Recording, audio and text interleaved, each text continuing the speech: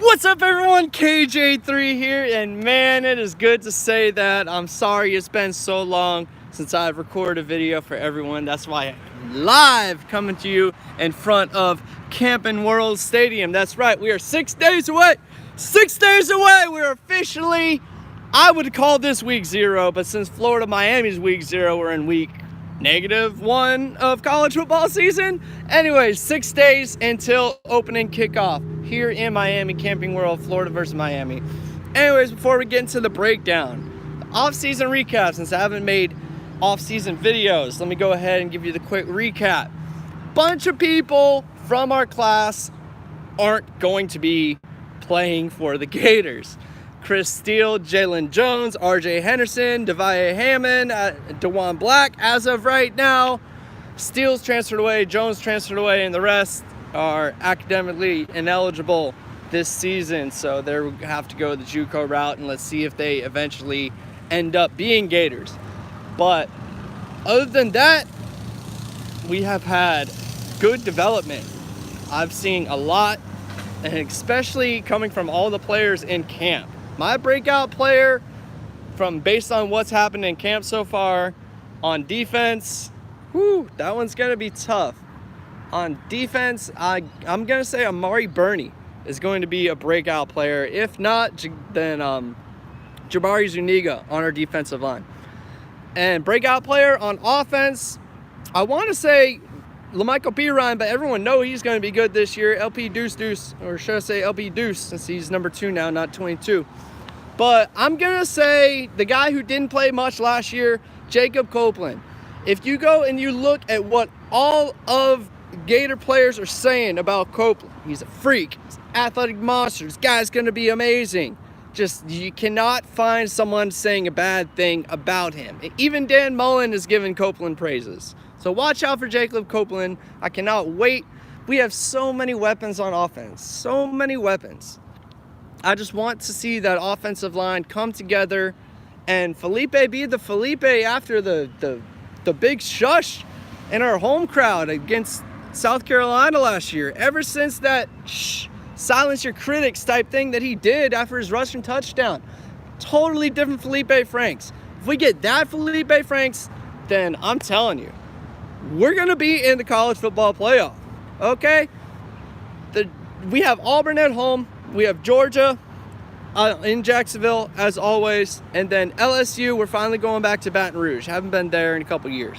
So Florida State's down. Kentucky ain't going to sneak up and get us again. South Carolina's not going to get us like they got us 2 years ago. I mean, come on. I'm liking our schedule. I'm really liking our schedule, okay? It is a favorable schedule. There's really only 2 or 3 key games. Last year's schedule, there were about 3 or 4 key games. So there's less key games, another year with the staff, pretty much same team, except for a couple people missing. It's basically the same core returning, both on offense and defense. I mean, shoot, we got CJ and Marcos still. We have some injuries, some transfers. The injuries being CJ McWilliams, defensive back, and drawing a blank on the second name. But someone else who, honestly, I like Jaden Hill. Also, another freshman. I'll tell you what, I've been hearing a lot more about Chester Kimbrough than I have Jaden Hill. Even though Chester Kimbrough out of Baton Rouge was 3-star, Jaden Hill's 4-star. Remember, Jaden Hill's coming off that torn ACL that he had in high school last year. Those were only 2 guys since Steele transferred away.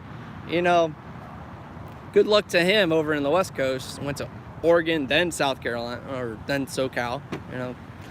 Anyways, I'm liking it. You know, the way that I expect Trey Dean to be filling into that star role that Chauncey Gardner-Johnson was in last year, I'm going to be liking that, all right? I have not heard bad things about him. He's supposed to be taking over for that role. But yet, Kimbrough, Hill, not to mention, I know I'm missing a couple others. I already mentioned Amari Burney. Not to mention Brenton Cox, you know, a top linebacker from 2 years ago, played in all 13 games at Georgia last year. with possibility of him being able to play immediately. Still waiting to hear about that. And there's someone from Miami that's transferring, and he's looking for an immediate eligibility waiver as well. So yes, we're plugging some holes from that recruiting class, but man, I'll tell you what, this recruiting class and the way it's falling apart, we really it puts a lot of pressure on this next recruiting class coming up. And yes, we still haven't even started the first game this year, but man, this is going to be a critical importance in recruiting on this upcoming class. Based on how well we're supposed to do, I think we're going to make the playoff. Okay, if we get past Georgia and we win the East, then we're either going to face Alabama in the playoff or face them in the SEC and then possibly face them in the playoff again. Either way, we're getting to Atlanta. Atlanta's either the playoff or the SEC championship. So I see us in Atlanta. That's my expectation this season for our Gators. Last year, I said, 2 losses, maybe 3. This year, it's hard to see regular season having more than 1 loss. I'm going to go out on a limb, have high hopes for my Gators this year because I just think everything is going to come together. Felipe, at the end of the year, he got it. The rest of the team completely bought in. Once again, Coach Savage and him transforming these young men's bodies in this off-season strength and conditioning program. Coach Savage is the best strength and conditioning coach out there. He is. He's amazing. Anyways, I cannot wait. 6 days away. Oh my goodness. I apologize that I have not been able to be giving y'all more videos. I've been in the middle of a couple moves, a couple jobs over this off season. It's been a crazy off season for the Gators. It's been a crazy off season for me and KJ3 Reaction as well.